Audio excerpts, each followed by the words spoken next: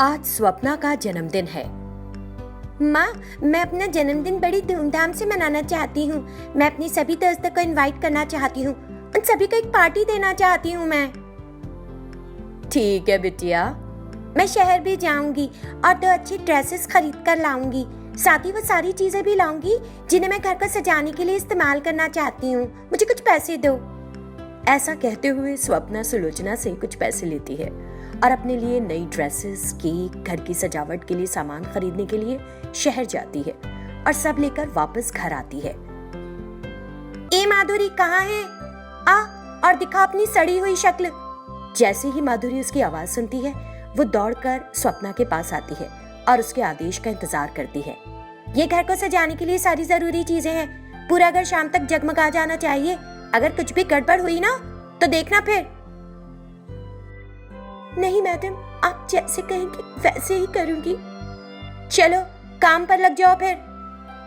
वो चीजें माधुरी को देती है और अंदर चली जाती है, लेकिन वो अलमारी के अंदर कपड़े और पैसे रखने वाले दरवाजे को बंद करना भूल जाती है।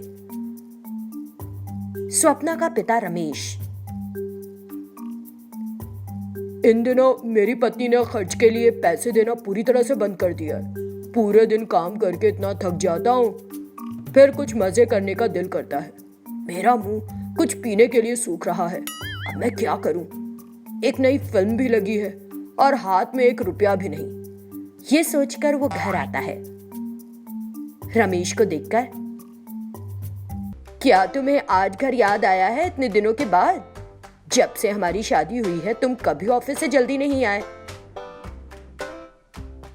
वो उलझन में पड़ गया कि क्या जवाब दे। तभी उसने घर को देखा जो सजा हुआ था। रमेश को याद आया कि आज उसकी बेटी स्वप्ना का जन्मदिन है। अरे आज कुछ खास है ना? आज कुछ खास है। हाँ, आज हमारी बेटी स्वप्ना का जन्मदिन है, इसलिए मैं जल्दी घर आ गया। ओहो, क्या तुमको ये याद रहा?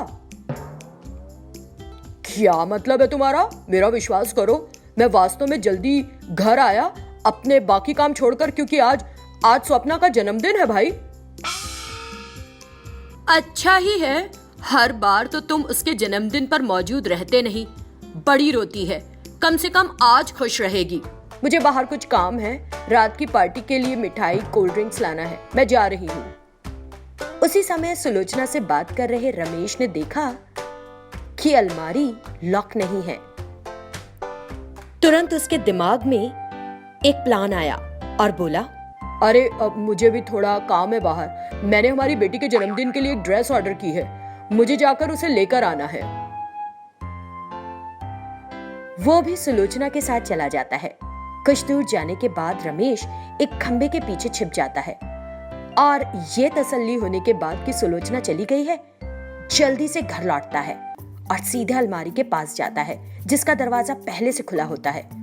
रमेश अलमारी से कुछ पैसे निकालता है और साथ ही 2 नई ड्रेसेस। आहा, आज मेरा दिन अच्छा है और मुझे इसका पूरा आनंद लेना चाहिए। वो पैसे और 2 नई ड्रेस लेता है और बिना किसी की नजर में आए वहां से तुरंत चला जाता है। रात की पार्टी शुरू होती है और सभी मेहमान आते हैं। घर सजावट और रोशनी से बेहद सुंदर लग रहा होता है। माधुरी मेहमानों को कोल्ड ड्रिंक्स परोस रही होती है। उसके पहने हुए कपड़े फटे हुए हैं, वो उन्हें बार बार ठीक करती है। दूसरी तरफ स्वप्ना शॉवर लेती है और अलमारी के पास आती है और उसे खोलती है। वो ये देखकर हैरान हो जाती है कि अलमारी एकदम खाली पड़ी है। वो हर जगह खोजती है लेकिन कपड़े नहीं मिलते। मैंने यही रखे थे, फिर कहाँ चले गए?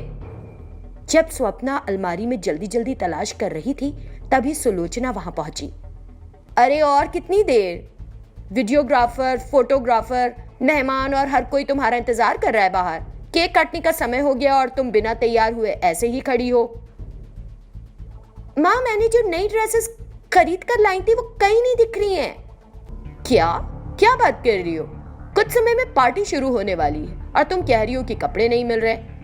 तुमने ठीक से खोजा भी है? मैंने सब जगह देख लिया लेकिन कहीं नहीं मिल रही। अगर तुमने उन्हें यहीं रखा था तो फिर कहाँ जाएंगी? माँ, मुझे माधुरी की बच्ची पर शक है, क्योंकि जब मैंने कपड़े लाकर अलमारी में रखे थे तो वो उन पर नजर गड़ाए हुई थी।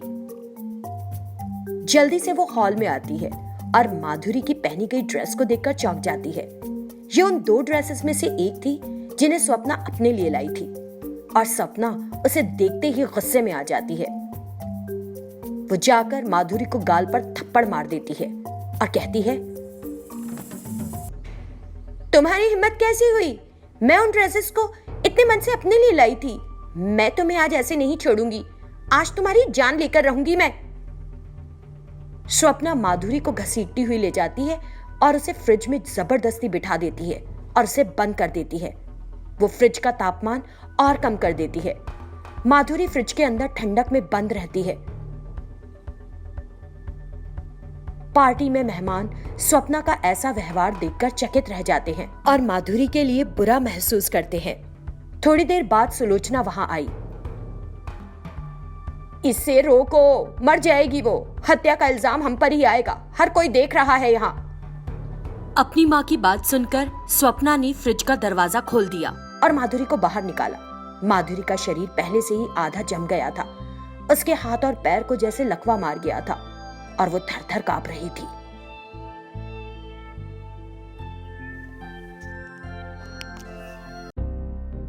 सड़क पर दिव्या एक स्कूल बैग लेकर बड़ी तेजी से जा रही है।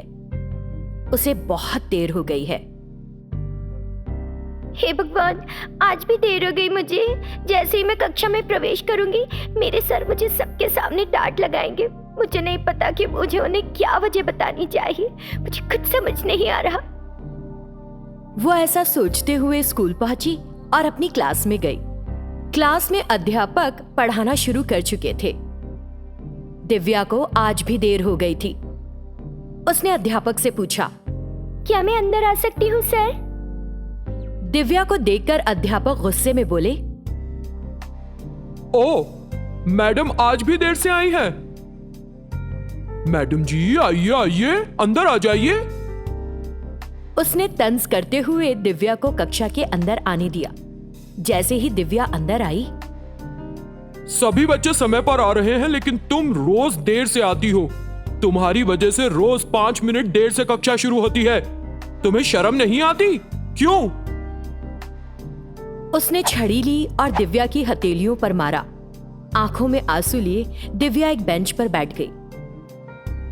स्कूल के बाद शाम को घर जाते समय वो एक होटल में गई, जहां वो बर्तन धोती थी और बचे हुए खाने के पैकेट लेकर घर पहुंची।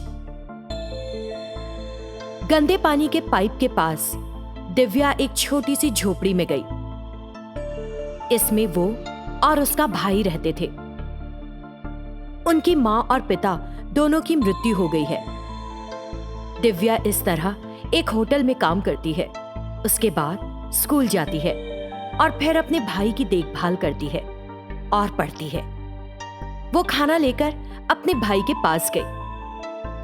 भैया उठो, मैं तुम्हारे लिए खाना ले आई हूँ। उठ भी जाओ। उसने कहा तो फौरन भूखा सोया हुआ भाई जाग गया और खाना खा लिया। उसने भाई के खाना खाने के बाद बचा हुआ खाना खाया और अपनी पढ़ाई करने लगी।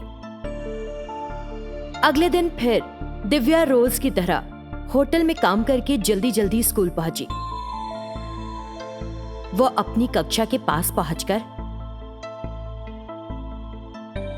Can I come in sir? उसे आज भी देर से आया देखकर अध्यापक गुस्से में उबल पड़ा।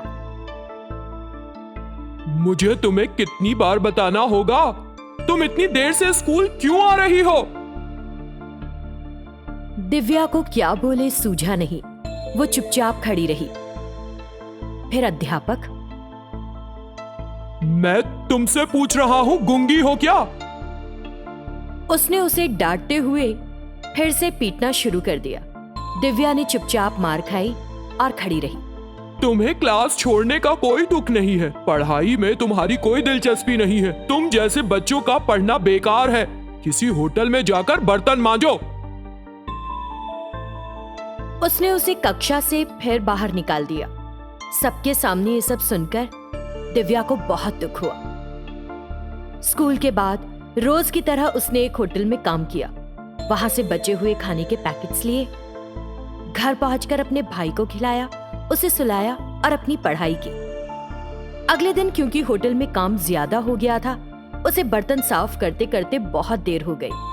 दिव्या सड़क पर लगभग दौड़ रही थी और सोच रही थी, हे भगवान, आज तो बहुत देर हो चुकी है। आज मैं मास्टर जी के हाथों बहुत पिटाई खाऊंगी। डर से कांपती हुई वो अपनी कक्षा के पास गई। उसे देखकर उसके कुछ कहने से पहले ही अध्यापक चिल्ला पड़े, तुमको अब मेरी कक्षा में आने की आवश्यकता नहीं है। तुम्हारा जब दिल करता है चली आती हो। अब से अगर तुम समय पर आओ तभी कक्षा में कदम रखना, नहीं तो बाहर खड़ी रहो और मेरे जाने के बाद ही प्रवेश करना। बहुत बेशर्म हो। अध्यापक ने दिव्या को क्लास के अंदर आने की इजाजत नहीं दी। उसे कक्षा के बाहर जाकर खड़ा होना पड़ा। दिव्या वहां खड़ी होकर भी पूरी तन्मयता से अध्यापक की बात सुनती है। वो रोज क्लास में देर से जाती थी और बाहर खड़ी होकर क्लास सुनती थी। कुछ दिनों के बाद परीक्षाएं हुई। फिर एक दिन अध्यापक अपने विषय के अंक बांटने लगे। इस बार दिव्या नाम की लड़की को मेरे विषय में सबसे ज्यादा अंक मिले हैं। ये दिव्या कौन है? एक बार खड़े हो जाओ जरा। उसने पूछा तो सब छात्र चुप रहे। तब दिव्या बाहर से बोली, मैं हूँ सर दिव्या, मैं हूँ। उसने कहा तो ये सुनकर अध्यापक चौंक गया और बोला, ठीक है, अंदर आओ। क्या तुम सच में दिव्या हो? क्या तुमको मेरे विषय में सबसे ज्यादा अंक मिले हैं? मुझे यकीन नहीं हो रहा। तुम तो एक दिन भी मेरी कक्षा में सही समय पर नहीं आई थी, तो तुम्हें इतने अच्छे मार्क्स कैसे मिल गए? क्या तुम दूसरों की कॉपी से नकल करती हो? मैंने कभी नकल नहीं की है सर। मैं अपनी पढ़ाई बहुत पसंद करती हूँ, इसीलिए अच्छे मार्क्स आए। उसके ऐसे कहने पर अध्यापक आगे कुछ नहीं बोल सका। उसने सभी छात्रों से उसके लिए ताली बजाने के लिए कहा। वो मास्टर अपनी कक्षा पूरी करने के बाद एक मैडम के पास गया जो उसी स्कूल में काम करती थी और उनसे पूछा, मैडम, नवी कक्षा में दिव्या नाम की एक स्टूडेंट है। वो हमेशा मेरी क्लास में देर से आती थी। कुछ दिनों के लिए मैंने उसे कक्षा के बाहर खड़ा रखा, लेकिन हाल ही में हुई परीक्षा में वो प्रथम स्थान पर रही। ये कैसे मुमकिन है? मुझे कुछ समझ नहीं आ रहा है। अध्यापक की बात सुनकर मैडम ने कहा, आपने नया ज्वाइन किया है, इसीलिए शायद नहीं जानते। दिव्या सभी विषयों में प्रथम स्थान पर आती है। मुझे नहीं पता, लेकिन स्कूल की पहली कक्षा में वो हमेशा देर से पहुंचती है। उसके देर से आने के बाद भी हम लोग अच्छी छात्रा होने की वजह से कुछ नहीं कहते। उन मैडम के ऐसा कहने पर अध्यापक सोचने लगा और अगले दिन जब वो क्लास ले रहे थे, दिव्या फिर देर से आई। दिव्या को देखकर मास्टर ने इस बार कुछ भी नहीं कहा। दिव्या आओ आओ, बैठ जाओ। उसने उसे कक्षा के अंदर बुला लिया। उस दिन उसने स्कूल के बाद दिव्या को जाते देखा। वो एक मेधावी छात्रा है। मुझे उसके माता पिता से कहना चाहिए कि वो उसे समय पर स्कूल भेजा करे। उसने सोचा और उसके पीछे पीछे जाने लगा। दिव्या आगे जा रही थी और एक छोटे से होटल के पास रुक गई। उसे देखकर अध्यापक ने सोचा, मुझे लगता है कि ये इसके पापा का होटल है। वो होटल के अंदर गया। वहां दिव्या प्लेट्स धो रही थी। ये देखकर मास्टर चौंक गया। अरे, ये यहाँ पर आकर प्लेट्स क्यों धोने लग गई है? वो ऐसा सोच रहा था और समझने की कोशिश कर रहा था। उसने वहां के मालिक से पूछा कि क्या दिव्या उनकी बेटी है। मालिक ने कहा कि दिव्या उस होटल में एक नौकरानी है। इस बीच दिव्या को वहां आते देख उसने खुद को दीवार के पीछे छिपा लिया। दिव्या ने अपने स्कूल बैग में होटल में बचे हुए खाने के पैकेट्स डाले, अपनी झोपड़ी में चली गई। सब कुछ देखकर अध्यापक को बहुत दुख हुआ। वो अंदर गई और अपने भाई को खाना खिला रही थी। मास्टर भी अंदर पहुंच गया। उसे आते देखकर, ओ सर, आप यहाँ कैसे आ गए? क्यों आए आप? मैं यहाँ तुम्हारे मम्मी पापा से बात करने आया था, लेकिन यहाँ जो हो रहा है उसे देखकर मुझे नहीं पता कि अब क्या बात करूं मैं। तुम्हारे मम्मी पापा हैं कहाँ? तब दिव्या ने अध्यापक को सब कुछ बता दिया। सब कुछ सुनने के बाद मास्टर बहुत दुखी हुआ और एक फैसला किया। आज से तुम दोनों मेरे बच्चे हो। तुम दोनों को मैं अनाथों की तरह बड़ा होते नहीं देख सकता। चलो घर चलते हैं। एक अच्छे दिल के मालिक होने के नाते उस अध्यापक ने दोनों बच्चों को अपना लिया और उन्हें अच्छी शिक्षा दी। दिव्या ने बहुत मेहनत से पढ़ाई की और एक मेधावी छात्रा बनकर अध्यापक के मान को बढ़ाया।